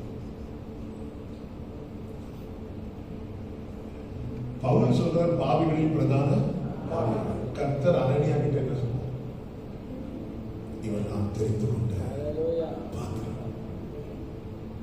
ஆண்டவரே, அவன் உங்களை எவ்வளவு, உங்க சபைய எவ்வளவு கஷ்டப்படுத்துறவன் தெரியுமா? அனனியா சொல்லும்போது கர்த்தர் சொல்றார், அவன் எனக்காக எவ்வளவு கஷ்டப்பட போறான் தெரியுமா? ஆண்டவர் நம்மகிட்ட இந்த பேசுறாரு, நம்ம ஃபியூச்சர் பேசிட்டே இருக்கோம். என்ன ஆண்டவர் அது? யார்கிட்டயாவது விட்டு கொடுத்திருந்தா நம்ம நிக்க முடியுமாங்க? ஆனா நம்ம சீக்கிரட் நம்ம கூட இருக்கிற யாருக்காவது தெரிஞ்சிட்டு அதுக்கப்புறம் நாம செஞ்சதை நினைச்சு உணர்கிற பயத்தை விட அந்த நபரை நினைச்சு சில அப்படியே ஜெபத்தோம் அந்த நபரை எடுத்துட்டீங்கன்னா அப்படிலாம் மறைந்திருக்க காலம். இதுல கர்த்தர் தீங்குக்கு தப்பு வைக்கிறார், பழக்க வைக்கிறார், பக்குவப்படுத்துகிறார். அந்த பக்குவத்தை நீங்க பாத்தீங்கன்னா அடுத்த அதிகாரம் நீங்க எல்லாம் தெரிஞ்சது டைம் ஆயிட்டு குயிக்கா சொல்லிச்சிருக்கீங்க. எப்படி பக்குவப்படுத்துறாருன்னா, இப்போ அந்த சைட்ல பாகால் தீர்க்கதரிசிகள், இந்த சைட்ல எலியா மட்டும். இப்ப நீங்க பாத்தீங்கன்னா 2 காளைகள் கொண்டு வராங்க. அதுல ஃபர்ஸ்ட் யார் ஒண்ணு தெரிந்தெடுக்கிறாங்களோ அவங்க விட்டதை எப்படி தெரிந்தெடுக்கணும்? எலியா சொல்றாரு, நீங்களே ஒண்ணு தெரிந்தெடுத்துக்கணும். 2 இதுல என்ன வேணும் நீங்க முதல்ல தெரிஞ்செடுங்க. அடுத்து டைம் பாருங்க, நீங்க ஃபர்ஸ்ட் பண்ணுங்க. அவங்க டைம் சாயங்காலம் வர நியாயம் எப்படி இருக்கணும்? காலையில இருந்து ஈவினிங் வர 4 மணிக்கு அவங்க எடுத்த 4 மணிக்கு எலியாக்கு கொடுக்கணும். இது கடைசி ஜெபத்தை மட்டும் கொடுக்குது. காலையில மைக் எடுக்க சாயங்காலம் வர, சாயங்காலம் ஆகும்போது ஓகே. சில இடத்துல அப்படிதான் அப்படியே நம்மள கெஸ்டா கூப்பிட்டு வச்சிருப்பாங்க. எல்லாம் டைம் எல்லாம் முடிச்சுட்டு நம்ம கிட்ட மைக் சுருக்கமா முடிச்சிருக்கேன். நீங்க சுருக்கி தந்துட்டு இப்படிதான் எனக்கு தெரிஞ்ச ஒரு பாஸ்டர், அவங்களுக்கு மேரேஜ் நடத்த கூப்பிட்டா. எங்க ஊர்ல தான் பொண்ணு வீட்டுல மாப்பிள்ளை வீட்டுல வரது 12 மணி. பாஸ்டர் 10 மணி மேரேஜ், 10 மணிக்கு 9 போய் இருக்கிறார். 12 மணிக்கு வர வந்ததும் பாஸ்டருக்கு ஏற்கனவே பாஸ்டர்ஸுக்கு ஏறது மாதிரி பிபி வேற யாருக்கும் ஏறிட்டு இருக்கும்போது பையன் வீட்டில் வராங்க, பொண்ணு வீட்டில் வராங்க. வந்தது பாஸ்டர் சுருக்கமா பாஸ்ட் மைக் எடுத்து என் ஆத்துமாவே கத்தரை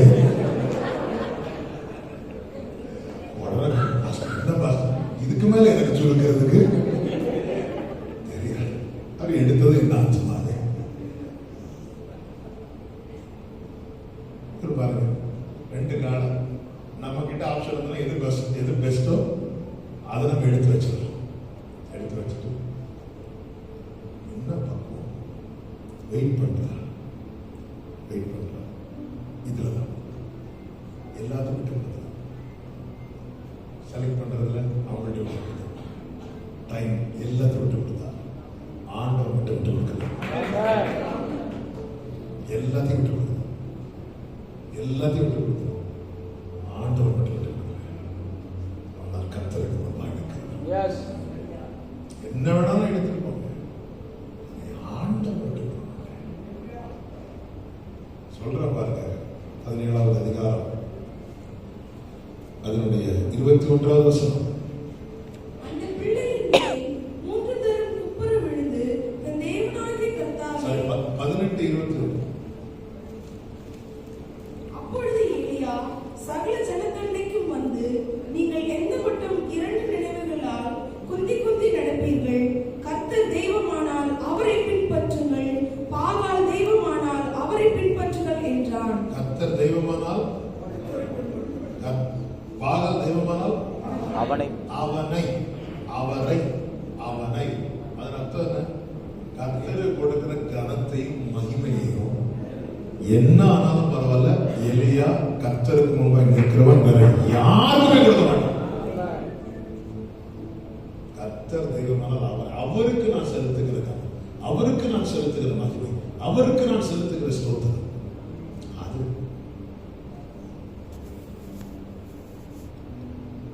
அந்த மறைந்திருக்கும் காலத்துல கர்த்தர் நீ ஒளித்திருன்னு சொன்னார். 18வது அதிகாரம் 1வது வசனத்துல கர்த்தர் சொல்லுகிறார், அநேக நாள் சென்று 3ஆம் வருஷம் ஆகையில் கர்த்தருடைய வார்த்தை எலியாவுக்கு உண்டாகி, நீ போய் ஆகாபுக்கு உன்னை நான் தேசத்தின் மேல் கர்த்தர் நம்மை மறைந்திருக்க வைக்கிறார் என்றால் கர்த்தர் நம்மை வெளியே கொண்டு வர முடியாத ஒரு காலத்தை வைக்கிறார். அந்த மறைந்திருக்கிற காலத்துல இருக்கிறவனுக்கு தான் அது. அப்படி இருந்துட்டா இப்போ கர்த்தர் என்ன சொல்றாருன்னா, நீ போய் உன்னை காண்பி. கர்த்தர் சொல்றார், நான் மழையை நீ அங்க போய் நின்னாலே போ. நல்ல கவனிங்க, இந்த மறைந்திருக்கும் காலம் எவ்வளவு முக்கியமானது என்று சொல்லணும்னா, இப்ப எலியாவை இந்த சேலஞ்ச் வைக்கணும். நம்ம ஒண்ணு பண்ணுவோம், ஜனங்களுக்கு ரொம்ப 2 நினைவுகளால குந்தி நடக்கிறாங்க. உண்மையிலே கர்த்தர் தெய்வமா பாகால் தெய்வமா அவங்களுக்கு டவுட் ஆயிடும். அக்கினினால் உத்தரவு வரணும் தெய்வமே தெய்வம் அப்படின்னு இந்த சேலஞ்ச் வைக்கிறது யாரு? எலியா. இந்த சேலஞ்ச் யார் அக்செப்ட் பண்றாங்க? என்ன நம்பிக்கைங்க அவங்க தெய்வத்து மேல?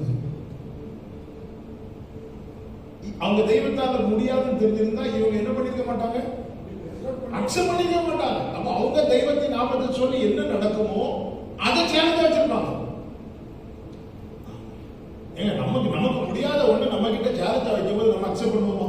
இப்போ நம்ம கிட்ட சொல்றாங்க, இது பக்கத்துல தானே பீச் இருக்கு, நீங்க இயேசு இயேசு தெய்வம் சொல்றீங்கல்ல, இயேசு கடவுள் நடந்தார்ல, வாங்க நீங்க நடந்து காட்டுங்க.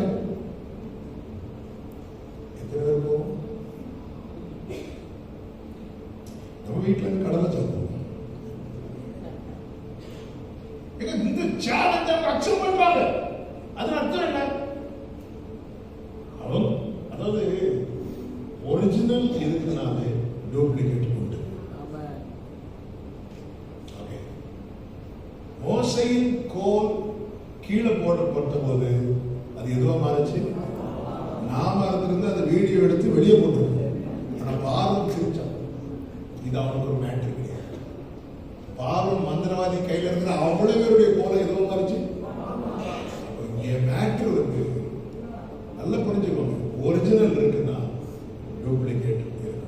ஆனா என்னன்னா ஒரிஜினல் நிற்கும், டூப்ளிகேட் காணும். ஏங்க யாரோ ஒரு மலையில இருந்து இப்படி தீபத்தை காட்டினது, இந்த மலையில இருக்கிறவங்க அது கடவுள் காட்டின தீபம்னு சொல்லிருக்காங்க. இன்னைக்கும் அது நடக்குது. அப்ப ஏன் அன்னைக்கு நடக்காது? அவங்களால அக்னியை வர வைக்க முடியுங்கிற அவ்வளவு நம்பிக்கை இருக்கு.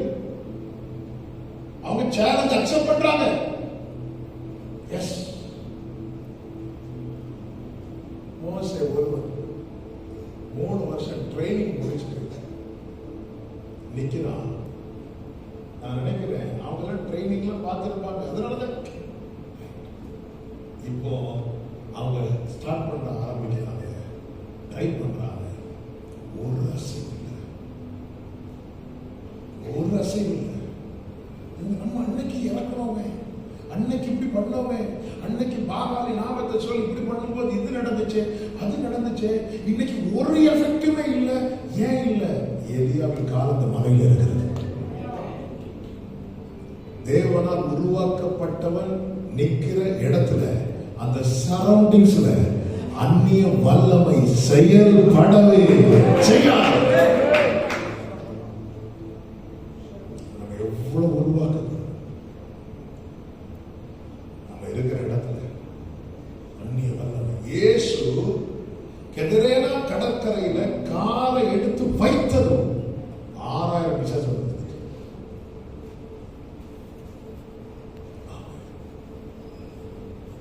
ஆண்டவரே உருவாக்க மாட்டேன். நீங்க விரும்பும் பாத்திரமாய் நான் உருவாக என்னை இன்னும் மறைத்து நீ போய் உன்னை காண்பி, நீ போய் அங்க ஊக்கமா ஒண்ணு இல்லை. 3 வருஷம் எலியா சாப்பிட்டு படுத்தது மட்டும்தான் நமக்கு தெரியும். ஆனா பைபிள் அழகா சொல்கிறது, அவன் கருத்தாய் செலுத்தான். கருத்தாய் செலுத்தான். வெளியே எலியாவின் ஜெபம் எவ்வளவு தெரியுமாங்க? 42 வார்த்தைகள் தான். கூடி போன 50 வார்த்தைகள். நீ ஜெபத்தை படிச்சு பாருங்க வீட்டுல. ஆபிரகாம் தேவன், ஈசாக்கின் தேவன், யாக்கோபு தேவன் சொல், நீர் சொன்ன வார்த்தையின்படி நான் செய்தேன் என்பதை நீர் அறிவீர். என்னை கேளும், என்னை கேள்வி. இவ்வளவுதான். அந்த அவ்வளவு வெளியே பார்த்தா இந்த ஆள் என்ன இவ்வளவுதான் ஜெபம் பண்றாரு. ஆனா இந்த ஒரு ஜெபம் வெளிப்பட 3 இயர்ஸ் வெளியே அந்த கருத்தாய் ஜெபம் பண்றான். நம்முடைய அந்த ரங்கத்திலே ஜெபம் அதிகமாதான், வெளியே ஜெபம் சொல்றோம். அதுக்குள்ள ஆன்சர் வரும். இரவெல்லாம் சீஷர்கள் ஒரு பையனுக்குள்ள இருக்கிற பெயரை தொடர்ந்துறாங்க, அது போக மாட்டேங்குது. இயேசு வந்துட்டு இவனை விட்டு போங்கிறார். அது போயிட்டு அது எப்படி ஆண்டவர் எங்களால் கூட போயிட்டு ஆண்டவர் சொன்னார், இவரே பிசாசு. உபவாச ஜெபம் எங்க? அந்த ரங்கத்துல. அவர் இரவுல மலையில என்ன பண்ணிட்டு இருந்தா? ஜெபம் பண்ணிட்டு இருந்தார். அதான் தேவனுடைய உறவு கடந்த நாட்களில் அதிகமாய் வலியுறுத்துகிறது. fellowship with Jesus Christ. இயேசுவோடு ஒரு உறவு. அது இல்லாம நான் ஊழியம் பிஸின்னு சொல்லிட்டு என்ன யூஸ்? எந்த அளவுக்கு தேவனோடு தெரிகிறோம், அந்த அளவுக்கு நமக்கு தெரியும் அவரால் உருவாக்கப்பட்டவனை கர்த்தர் பெற்று விட்டு போக விடவே மாட்டார். என்னை கேளும், என்னை கேளும் என்று சொன்னதும் அக்கினி இறங்குது. அக்கினி இறங்குறதுக்கு முன்னாடி எலியா கர்த்தரை நோக்கி பார்ப்பதற்கு முன்பதாக அந்த செய்த முக்கியமான ஒரு காரியம் என்ன தெரியுமா? பலிபீடத்தை செப்பனிடலாம். அதன் அடையாளமா 12 கற்களை எடுத்து வைக்கிறார். நமக்கு தெரியும் ரகோபியா நாட்களிலே 12 2ஆய் பிரித்தது. அதன் பிறகு ஆராதனைகள் எல்லாம் நடந்தது. ஆனால் அக்கினி இறங்கவில்லை. கடைசியாக அக்கினி இறங்கினது சாலமோன் நாட்களில். அதன் பிறகு ஆராதனை இருந்துச்சு, அக்கினி இறங்கல. ஏன்? ஏன்னா 10 ஒரு செட்டு, 2 இன்னொரு செட்டு, எல்லாம் தனித்தனியா ஆராதனை, தனித்தனியா ஆராதனை. இப்பொழுது ஆகாம் பார்த்துட்டு இருக்கும்போது எலியா ஒவ்வொரு கல்லா எடுத்து வைக்கிறார். 10ஓட ஸ்டாப் பண்ணுவான்னு பார்த்துட்டு இருக்கும்போது 11 எடுத்து வைக்கிறா, 12 எடுத்து வைக்கிறா. இப்போ மொத்தமா சேர்த்து சொல்றா, இஸ்ரவேல். பிரிவினை இறக்கிற இடத்துல பரலோக அக்கினி இறங்காது. பிரிவினை இறக்கிற இடத்துல நாம் போடுற சத்தத்துக்கும் பாகால் தீர்க்கதரிசிகள் போடுகிற சத்தத்துக்கும் வித்தியாசம் கிடையாது. அந்த இடத்துல என்ன சரி பண்ண, ஐயோ எனக்கு கொஞ்சம் டைட்டா இருக்கு சொல்லி எலியா அந்த இடத்துல கடந்து ஒப்பாரி வைக்கல. எலியா குயிக்கா எதை பண்றாருன்னா, பலிபீடத்தை செலுத்திடு. நீ காணிக்கை செலுத்த வரும்போது உன் சகோதரனுக்கு ஒரு குறைவு இருக்குமாடா, இப்போ ஒப்புரவாயிட்டு வா. அவன் ஒப்புரவாக வெயிட் பண்ண சொல்லல, பைபிள் அப்படி நமக்கு டீச் பண்ணல. மறுதலித்தது பேதுரு, அவன் தேடி வந்தது இயேசு. அவன் வரட்டும். எவ்வளவு தம்மை தாண்டி இருப்பாங்க, எவ்வளவு தாண்டி. மறுதலித்தது பேதுரு. பேதுரு மறுதலித்தது மாத்திரமல்ல, அவன் மறுபடியும் பழைய காரியத்துக்கு போறான். நான் மீன் பிடிக்க போறேன்னு சொல்லிட்டு போனது மட்டும் இல்ல, யோவான் யாக்கோபை கூட்டிட்டு போறான். ஆனாலும் தேடி வராம இந்த அனுபவம் தான் ஹோலி ஸ்பிரிட் இறங்குறதுக்கு முன்னாடி உண்டாகும்.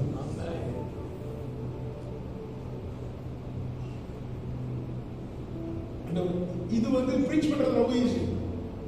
ஆனா அந்த இடத்துல நம்ம பாதிக்கப்படும் போதுதான் நமக்கு அந்த வலிக்குது. 2016 ஆண்டுல ஒரு சகோதரர் சர்ச்சுக்கு வந்துட்டு இருந்த சகோதரர், நல்ல வாலண்டியரா செயல்படுகிற ஒரு சகோதரர், ஒரு மாசம் சர்ச்சுக்கு வரல. நான் நினைச்ச அவர் பார்க்கிங் ஏரியாவில் நிற்பாருன்னு சொல்லிட்டு நான் விட்டேன். ஒரு நாள் நைட்டு ஒரு 11 மணிக்கு மேலே எங்கள் வீட்டு வெளியே கேட்டில் நின்று வெளியிடுகிறார். யாருன்னு சொல்லிட்டு கதவு திறந்து பார்த்தா இவர் வெளியே நிற்கிறார். பிரதர் உள்ள வாங்க அப்படின்னு. இல்லை நீங்கள் தயவுசெய்து ஒரு 5 மினிட்ஸ் வெளியே வந்துட்டு போங்க. இவர் ஏன் நைட்டு கூப்பிட்றாரு, வெளியே கூப்பிட்றாரு சொல்லி நேரம் வெளியே போயாச்சு. வெளியே போய் என்ன பிரதர் என்ன மன்னிச்சிருங்க அப்படின்னா. மன்னிச்சிருங்க எதுக்கு? நல்லா தானே இருக்கிறீங்க, நம்ம நல்லா தானே பேசிட்டு இருக்கோம். இல்லை நான் ஒரு மாதம் சர்ச்சுக்கு வரல தெரியுமா? ஆமாம் நானும் கேட்கணும்னு நினச்சேன். நான் நினச்சேன் நீங்கள் பார்க்கிங் ஏரியாவில் நிற்கிறீங்க அப்படின்னு. இல்லை நான் சர்ச்சுக்கு வரும்போது சர்ச்சில் ஒருத்தர் உங்களை பற்றி இப்படி ஒரு தப்பாக சொன்னதுனால, அதுக்கப்புறம் நான் சர்ச்சுக்குள்ளே வந்தால் எனக்கு அந்த அவர் சொன்னதை வச்சு தான் எனக்கு உங்களை பார்த்துட்டே இருந்தேன். எனக்கு இருக்க முடியல, நான் போயிட்டேன். அது ஒரு 1 மந்த் சர்ச்சுக்கு வரல அப்படிங்களா? சரி பிரதர் ஒன்றும் இல்லை, நீங்கள் தயவுசெய்து மன்னிச்சிருங்க. இப்போயும் மன்னிப்பு கேட்குறீங்க. ஒரு வாரமே எனக்கு தூக்கம் போச்சு. நான் கண்ணு மூடனா நான் இப்படி நினச்சதான் வந்துட்டு இருந்து ஆண்டவர் என்கிட்ட இடைவிட ஆரம்பிச்சா. எனக்கு தூக்கம் போச்சு, எனக்கு சாப்பிட முடியல, எனக்கு பயமாக இருக்குது. எங்கள் அப்பா கிட்ட போய் சொன்னதை ஓடி போய் மன்னிப்பு கேட்டுருவான். ஆண்டவருடைய கோபம் உங்களுக்கு விழுந்துடும். அதனால நான் ஓடி வந்து என்னை மன்னிச்சிருக்கேன்னு சொன்னோன்னே ஒரு பக்கம் சந்தோஷம். ஏன்னா ஆண்டவர் நமக்காக மன்னிச்சுட்டே இருக்காங்க. அப்படி சொல்ல திரும்பி போக முடியாது. அது சொன்ன நபர் யாரு பிரதர்? அவர் சொன்னாரு, இல்லை இல்லை அது வேண்டாம், நமக்கு தெரியாத ட்ரிக்கா நான் அவனை இல்லை நான் கேட்டது அவங்கள கேட்கறது இல்லை. அப்போ அவங்களே நான் மன்னிக்கணும்ல. அவன் சொன்ன நபர் யார்? அவரும் ஆளை சொல்லிட்டார். அவர் சந்தோஷமா போனாரு. நான் அப்படியே வந்து எப்படி அவர் சொல்லலாம், அவ்வளவுதான். அப்படியே சிரித்து பேசிட்டே இருக்கும். அந்த பர்சன் வந்தாருன்னு அந்த இடத்துல நான் போயிருக்கோம். காட்டப்பட்ட எல்லாருக்கும் கை கொடுத்து பிரைஸ்லான்னு சொல்லு. அவர் வந்தோட பிரைஸ்லான்னு சொல்லு. சண்டே ஆராதனை நடத்துறேன், வாஷிப் பண்ணேன், எல்லாம் பண்ணேன், எல்லாம் போயிட்டு இருக்கு. ஒரு ஊழியர் கூட்டம் இருந்துச்சு. ஊழியர் கூட்டம் வந்து எல்லாரும் வந்து பிரேயர் பண்ணிட்டு இருக்கும்போது நானும் போய் கலந்து கொண்ட ஊழியர் கூட்டத்தில் கலந்து கொள்ள போனேன். பின்னாடி உட்காந்துருந்தேன். வாஷிப் பண்ண எல்லா ஆவியும் கலந்து ஆராய்ச்சிட்டு இருக்காங்க. எனக்கு வந்து ஒரு பிரச்சனை கனெக்ட் ஆகும். நமக்கு பிரஷர் கனெக்ட் ஆகுறதுனாலே நம்ம யாரை முதல்ல பார்ப்போம்னா அதை வர்ஷிப் பண்ணிட்டு இருப்பாரு தெரியுமா? அவரை தான் பார்ப்போம். இவருக்கு ஆடி என்ன சப்புன்னு இருக்கு அப்படின்னு. நான் அப்படியே பார்த்துட்டு இப்படியே இருக்கும்போது அப்புறம் பார்த்தேன் நமக்கு மட்டும்தானே சப்புட்டு இருக்கு. எல்லாரும் நல்ல ஆராய்கிறான்னு சொல்லி ஒருத்தர் எங்கே அழுதாரு. அதில் பக்கத்தில் இருக்கிறவர் கண்ணு கட்டி கண்ணீர் முடியுது. அப்போ புரிஞ்சுக்கிட்டு இங்கே தேவ பிரசனம் வந்து ஹெவியா இருக்கு, நம்மளால ஏன் ஃபீல் பண்ண முடியல அப்படின்னு சொல்லி அந்த இடத்துல உட்காந்து ஆண்டவரே என்னால் ஃபீல் பண்ண முடியல அப்படின்னு சொல்லிட்டு கேட்டுட்டு இருக்கும்போது அந்த பர்சனுக்கு முகம் அப்படியே முன்னாடி வந்து ஆண்டவர் சொல்லுவாங்க மன்னி அப்படிங்கிறார். அது ஒரு என் ஃபேஸ் அப்படி சேஞ்ச் ஆகிட்டு எத்தியம் இருக ஆரம்பிக்குது. நான் சொன்னேன் ஆண்டவரே ஊழியத்துக்கு நீங்க கூப்பிட்டு அதுக்கப்புறம் இந்த பர்சன் எப்படி ஆண்டவர் என்ன சொல்லலாம் முடியாத ஆண்டவர் சொல்லிட்டு அப்படி உட்காந்துட்டு அதான் சொன்னேன்ல இன்னொரு கண்ணில் இருக்கிற துரும்பு எடுக்க நம்ம அழகா கை போடுவோம். நம்ம கண்ணில் இருக்கிற உத்தரம் வருஷம் முடிஞ்சு ஜெப குறிப்புகள் பகுதி முடிஞ்சு செய்தி முடிஞ்சு நான் எதையுமே கவனிக்கல. எனக்கு கவனிக்க முடியல. ஏன்னா அந்த போராட்டம் நடந்தது. 2 மணிக்கு செய்தி முடியுது. அடுத்த ஒரு ஜோமனை எழுப்பி நிற்கிறாங்க. திருப்பி ஆண்டவர் ஒரே ஒரு வார்த்தை கேட்டார், உனக்கு என் பிரசனம் தேவையா? மன்னிச்சுதான் ஆகும். இந்த இடத்துல வச்சு மீட்டிங் முடியறதுக்கு ஒரு 10 நிமிஷத்துக்கு முன்னாடி இப்படி வணக்கப்பட்டு மன்னிக்கிறேன், மனசார அவரை மன்னிக்கிறேன் சொல்லி முடிக்கிறோம். அங்க அத்தனை பேர் அனுபவித்த பிரசனத்தை விட அதிகமா அப்படியே ஒரு பிள்ளை ஓடி வரும்போது ஒரு அப்பா அனைத்தா அப்படி இருக்கும்.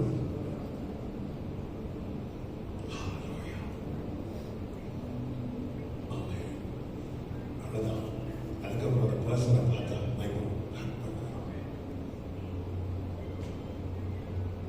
என்னால கை கொடுக்க முடியுது. அந்த பர்சனுக்காக ஜோம் பண்ண முடியுது.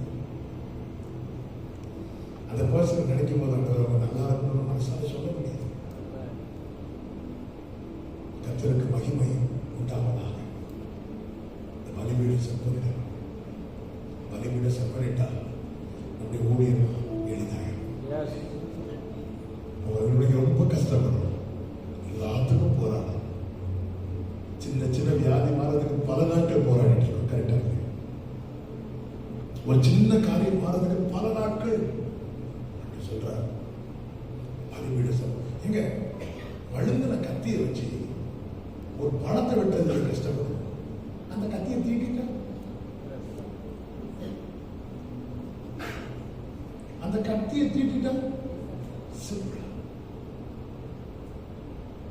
வழுங்கின கத்தியை வச்சு பல நாட்களாக ஒரு மரத்தை அறுத்துட்டே இருக்கிறது.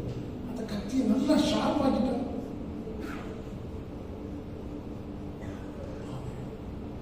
பத்து நாட்கள் அப்போஸ்தலரை உட்கார வைக்கிறார். ஷார்ப் ஆக்கி பெந்தேகோஸ்தே நாள் எழுதிட்டு ஒரே பிரசங்கம் 3000 பேர் உள்ள என்ன ஷார்ப் ஆக்குங்க. நம்முடைய வாழ்க்கையில அதாவது ஊழியத்துல நம்ம ஒரு தாக்கத்தை உண்டாக்கணும். நம்ம இல்லைன்னா ஃபீல் பண்ணணும். நம்ம சொல்லுங்க, நம்ம இல்லைன்னா ஃபீல் பண்ணுவோம். மோசே 120 வயசுல தான் மறைத்தார். நான் யோசுவாவை படிச்ச எனக்கு புலம்புனாங்க. நம்ம இல்லைன்னா ஃபீல் பண்ணுவோம். அப்படி ஒரு தாக்கத்தை உண்டாக்க தேவனுக்கு முன்பாக ஆண்டவர் கைப்படுவார். இது சரி பண்ணு, இதை சரி பண்ணு, எல்லாம் கற்று வாய்க்கணும். கத்த நடத்துவார். இந்த எலியாவை கொண்டு கத்த செய்த காரியம் பெரியது. ஒரே ஒரு வார்த்தை சொல்லி டைம் ஆயிட்டு நான் சொல்ல. இந்த எலியாவை 18வது அதிகாரத்துல கர்மேல் பர்வதத்தின் உச்சியிலே கொண்டு போனார். 19வது அதிகாரத்துல ஒரு பரீட்சைக்குள்ளே கொண்டு போனார். வாழ்க்கையில் ஒரு உயர்வு வரும்போது ஒரு டெஸ்ட் உண்டு, மறந்துடாதீங்க. அதுதான் இயேசுவுக்கு டைம் கிடைக்கிறார். சூரியச்செடி கீழே படுத்த எலியா போதுமானவரை எடுத்து வாழ்க்கையில ஆவிக்குரியவர்களுக்கு வரக்கூடிய விரக்தி என்பது ரொம்ப மோசமானது. அந்த இடத்துல அவங்க எதை வரை இழக்க விரும்பாம தெரியுமா? ஜீவனை. இதே போல என்னை எடுத்துக்கொள்ளும் என்று சொன்ன நபர் தான் மோசே. எலியா எப்படி சொல்லணும்? நான் பிதாக்களை பார்க்கணும் நல்லவன் அல்ல. அதன் அர்த்தம் நான் இனி என்கிட்ட எதுவும் எதிர்பார்க்காதீங்க. மோசே என்ன சொல்ல, உங்க கண்கள்ல எனக்கு கிருபை கிடைச்சா என்ன எடுத்துட்டு போயிருந்த ஆண்டவரே. ஒரு ஆவிக்குரியவனுக்கு, தேவனுக்கு ஊழியம் செய்கிறவர்களுக்கு ஒரு விரக்தி வரும்போது, மனசோடு வரும்போது, அவங்க தங்கள் ஜீவனை வெறுத்துருவாங்க. என்ன வாழ்க்கை. ஆனா கர்த்தர் இந்த இடத்துல காக்காவை அனுப்பல, வேற யாரும் அனுப்பல. தன்னுடைய தூதனை எடுத்து தட்டி எடுத்து சொல்றார், நீ செல்ல வேண்டிய பிரயாணம். அதுக்கப்புறம் எலியா எங்கேயாவது அக்கினி இறக்குனாரா? தேவன் ஒரு உச்சிக்கு கொண்டு போன பிறகு ஒரு சோதனைக்கு உட்படுத்துகிறார்னா நம்முடைய மினிஸ்ட்ரி மாறப்போம். என்ன மினிஸ்ட்ரி தெரியுமா? அதுக்கப்புறம் எலிசா உருவாக்குறது. ஆமென். ஒரு கூட்ட ஜனங்களை கர்த்தரே தேவன் என்று சொல்ல வச்சாச்சு. 18ஆம் அதிகாரத்தில் ஒரு கூட்ட ஆத்மாக்களை ஆதாயப்படுத்தியாச்சு. அதுக்கப்புறம் ஒரு மறைந்திருக்கிற காலம் போய் இப்பொழுது பரீட்சையின் காலம். அன்னைக்கு கேரி தாற்றண்டை, இன்னைக்கு சுழற்சடை. சில பரீட்சை நமக்கு ரொம்ப பிடிக்கும், ஆனா சில பரீட்சைகள் வெறுத்து வாழ்க்கை. ஏன்னா உச்சிக்கு போனதும் இனி எல்லா பிரச்சனையும் முடியும் பார்த்தா அப்படி சரணி ஆகிட்டார். ஏன் இன்னொரு பரீட்சை, ஏன் இன்னொரு டெஸ்ட்? என்னுடைய மினிஸ்ட்ரி லெவல் சேஞ்ச் ஆக போகுது, மினிஸ்ட்ரி ஷிஃப்ட் ஆக போகுது. அதுதான் கர்த்தர் சொல்றார், நீ இறங்கி போய் உன் சார்பைய எலிசாவை போடு. அது அர்த்தம் என்ன? நம்முடைய ஊழியம், நம்முடைய ஓட்டம் முடிகிறதோடு முடியக்கூடாது. ஒரு சந்ததி ஆண்டவரை சேவிக்கும். அது தலைமுறை தலைமுறையா ஆண்டவரை சந்ததி. கர்த்தர் எலியாவை எடுக்கும் போது எலிசாவை இந்த சாமி விட்டுட்டு இன்னைக்கு நான் இன்னும் உங்க மத்தியில் பிரீச் பண்ணிட்டு இருக்கிறேன். அதுக்கு முன்னாடி ஓடின ஒரு நபர் உண்டு, என்னுடைய தகப்பன். 2008 எங்க அப்பாவுக்கு ஒரு மரணத்துக்கு எதிரான வியாதி வந்தது. எனக்கு வந்த போன் காலே அப்பா முடிச்சுட்டு இப்படிதான் போச்சு. ஆனா அதுக்கப்புறம் எங்க அப்பாவுக்கு 8 இயர்ஸ் ஆண்டவர் கூட கொடுத்தார். அந்த 8 இயர்ஸ்ல தான் கர்த்தர் கிருபையால என்னை உருவாக்கணும். 2008 உண்மையிலே எங்க அப்பா மறைத்திருந்தார். இன்னைக்கு நான் அந்த சர்ச்சில் இருந்திருப்பாங்க கூட தெரியாது. பாஸ்டர் பிள்ளைங்கிற ஒரே காரணத்தில் சர்ச்சில் வைக்க முடியுமாங்க? முடியாது. அர்ப்பணித்து ஒரு மாசம் ஒழுங்காவே அர்ப்பணிக்கணும். ஆண்டவர் அந்த தீபத்தை நேரவில்லை. அந்த தீபம் யார் தெரியுமா? நியாயத்திற்கு செயலடிக்கு வரைக்கும் நிறைந்த நான் அதை முறியாமலும் மந்திரிகளை தெரிய அந்த 8 years லாஸ்ட் 1 year ஃபுல்லாக என்னையே பிரீச் பண்ணாச்சாங்க. எனக்கே ஒரு மாதிரி பிரீச் பண்ணாச்சாங்க. டிசம்பர் மாதம் 2015 டிசம்பர் 31 முடிஞ்சு ஜனவரி 1 ஸ்டார்ட் ஆகும்போது எங்கள் அப்பா சொல்கிறாங்க, அவர் செய்தி கொடுப்பார், இனி அவர் தானே பாஸ்டர் அப்படின்னாங்க. எனக்கு புதுசாக இருந்துச்சு. ஏன்னா அடுத்த நிகழ்ச்சி எங்கள் அப்பா இல்லை. கர்த்தர் 8 years உருவாக்கினார். இன்னைக்கு கர்த்தர் கிருபையாய் நடத்தினார். எங்க அப்பா பேர் என் பேர் தெரிஞ்ச மாதிரி வெளியே தெரியல. ஆனா அவங்க செஞ்ச ஊழியத்தில் 10ல் 1 கூட நான் இன்னும் டச் பண்ணல. எதுக்கு இதை சொல்றேன்னா, பேர் இந்த அளவுக்கு தெரியுது நல்ல விஷயம். எந்த நோட்டம் ஜெயத்துடன் ஒளியும் அந்த எல்லாரும் பவுல்ங்கிற பேர பிள்ளைகளை வைப்பாங்க. யாராவது அனனியா வைப்பாங்களா? அனனியா யாரும் கேட்டா எந்த அனனியா? அந்த ஆலயத்தில் அடிபட்டு செத்தாங்க அவதான். ஒரு பவுல் உருவாக ஒரு அனனியா. சிலருடைய ஊழியம் மறைந்திருக்கும், நமக்கு தெரியாது. பர்வதத்தில் தான் வெளிப்படுத்தப்படும். எலியா ஆண்டவர் சமூகத்தில் போய் சொன்னார், நான் மாத்திரம் எலியாவே நீ அக்கினி இறக்கிறதுனால உலகத்துக்கு கொண்டு தெரியுது. ஆனா எனக்கு ஒன்ன மாதிரி 7000 பேரை தெரியும். எனக்கு அவ்வளோ மாதிரி பேசணும். நம்ம கிங்டம் என்ற விஷயத்துக்குள்ள இருக்கும். பட் நம்முடைய விஷன் யூனிக். Mission unit. ஒரே ரோல தான் நிறைய போட்டு வரிசையா இருக்கு பார்த்துருக்கீங்களா? ஒரே ரோல வரிசையா இருக்க போட்டு டெய்லி மாறி மாறி சண்டை போடுறாங்களா? இல்ல, எல்லாரும் ஃபுட்டு தான் கொடுக்குறாங்க, டேஸ்ட் டிஃபரெண்ட். சோ உன்னுடைய டேஸ்ட் கொண்ட பாரு, உங்க டேஸ்ட் கொண்ட பாருங்க. ஆஃபர் போடுவாங்க பாருங்க, ஒவ்வொரு ஆஃபர் போடுவாங்க வித்தியாசமா இருக்கும். எத்தனை பேரை பக்கத்தில் தொடங்கட்டும், எனக்கு ஒரு விஷயம் இருக்கு, நான் அதை ஷார்ப்பாக்க என்னுடைய ஃபோக்கஸ் அதுக்கு நேரா போக போக போக 400 தீர்க்கதரிசிகளை கூப்பிடுகிற ஆளா மீகாயாவை கண்டுக்கவே. ஆனா ஆகாவே உனக்கான ரேமா மீகாயா கிட்டதான்.